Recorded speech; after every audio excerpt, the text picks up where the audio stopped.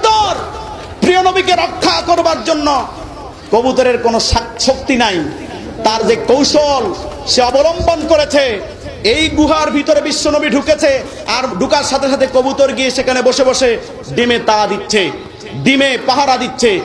আর শত্রুর পক্ষ আইসা এখানে খুঁজতে শুরু করলো। তারা কেউ কেউ বলল, যদি কোনো মানুষ এখানে প্রবেশ করে তাহলে তো এইভাবে একটা কবুতর ডিম নিয়ে বসে থাকার